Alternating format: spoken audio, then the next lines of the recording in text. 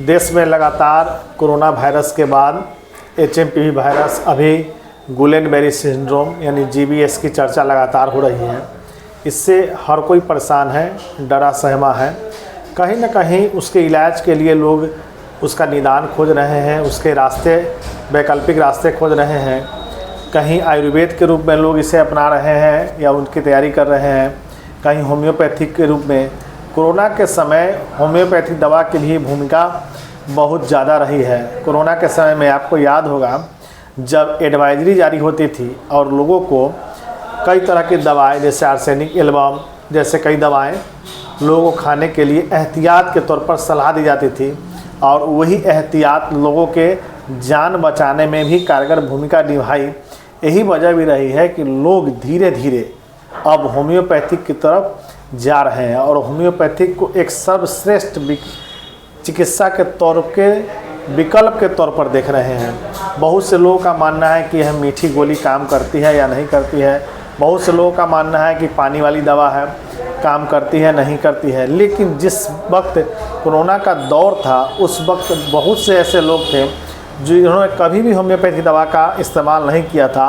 अब वो लोगों ने भी इस्तेमाल किया और फ़र्क महसूस किया कि नहीं, वाकई में होम्योपैथी दवा जान बचा सकती है। आज हमारे साथ खास बातचीत में डॉक्टर अरुणोदय कुमार हैं और डॉक्टर अरुणोदय कुमार बताएंगे होम्योपैथिक की भूमिका के बारे में, उसके भूमिका के बारे में, कार्यकलाप के बारे में, क्या उसका कोई साइड इफ़ेक्ट है, क्या होम्योपैथिक दवाओं से इन्फेक्शन से भी बचा जा सकता है। इस पर खास बातचीत होगी क्योंकि देश में GBS को लेकर के लगातार इंटरनेशनल, नेशनल मीडिया में चर्चा हो रही है और इसी को लेकर के हम जानेंगे। बहुत बहुत स्वागत है डॉक्टर साहब आपका। धन्यवाद।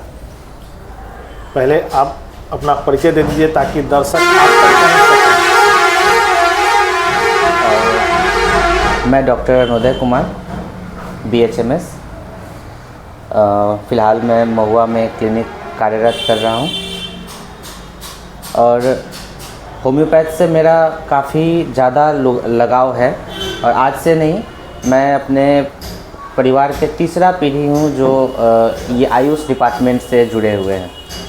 हमारे दादाजी भी आयुष डिपार्टमेंट से ही थे, हमारे पिताजी होम्योपैथ डॉक्टर PN पंडित हैं और फिर हम हैं जो होम्योपैथ BHMS कोर्स किए।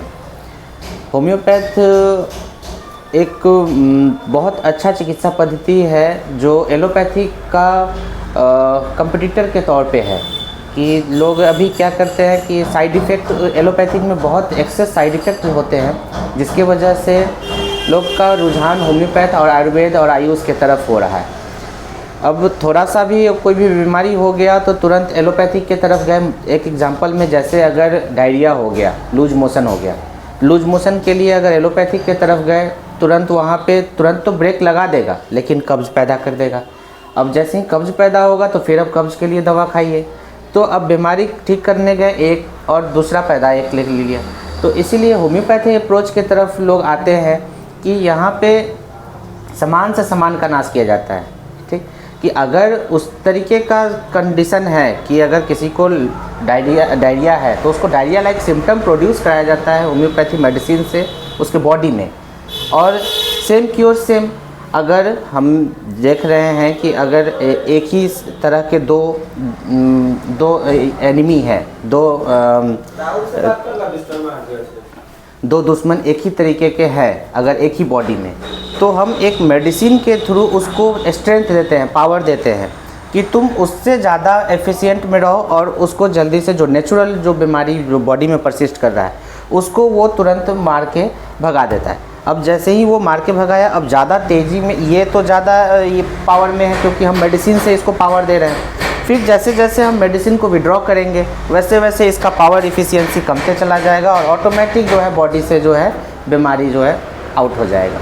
तो इस तरीके से लाइक क्योर्स लाइक के सिद्धांत से हमारा होम्योपैथ काम करता है, सामान से सामान का नाश होता है। अच्छा डॉक्टर साहब, दर्शक ये भी जानना चाहते हैं क्या होम्योपैथिक से कोई साइड इफ़ेक्ट भी है क्या? इसका कोई साइड इफ़ेक्ट तो नहीं होता है, लेकिन अगर एक्सेस डोज अगर हुआ ठीक तो टेम्पररी हो सकता है, या फिर पोटेंसी में अगर कहीं पे मिसमैचिंग हुआ तो मे बी साइड इफ़ेक्ट देखने को मिल सकता है, लेकिन वो टेम्पररी होगा। परमानेंटली ऐसा कुछ नहीं होगा कि हाँ टेम्पररी बस बॉडी में खाए, थोड़ा सा हल्का सा वो प्रोड्यूस किया कि जैसे ही इफिशियंसी कमेगा वो ऑटोमेटिक एक्सपेल हो जाएगा। लेकिन ऐसा कोई है नहीं कि यहाँ से इस ये खाएंगे तो इसका बहुत एक्सेस भयावह रूप का होगा साइड इफ़ेक्ट, ऐसा कुछ नहीं है।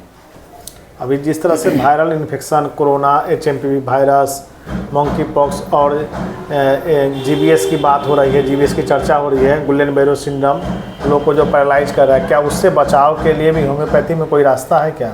बहुत अच्छा दवा सब है। कोरोना के समय में ही माइलस्टोन बन के उत्पन्न हुआ था हमारा होम्योपैथ। जब कोई वैक्सीन नहीं काम कर रहा था, जब कोई वैक्सीन नहीं आ पा रहा था, भारत सरकार या फिर जो भी है जितने भी देश हैं सब में वैक्सीन पे काम चल रहा था, उस समय आयुष डिपार्टमेंट आगे बढ़ चढ़ के काम किया। और सबसे अच्छा जो हमारे प्रधानमंत्री था कि ये इस चीज़ को जो है एडवर्टाइज़ कराया गया कि आर्सेनिक जो है ये इसमें कोरोना में लड़ने में बहुत लाभदायक है।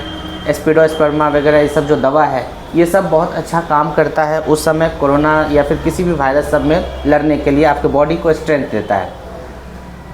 अभी जो पैरालाइज की जो शिकायत आ रही है ठंड के दिनों में, उनसे भी बचने के लिए या उनसे निदान के लिए क्या होम्योपैथिक एक लंबे इलाज के बाद उसको उभार सकता है?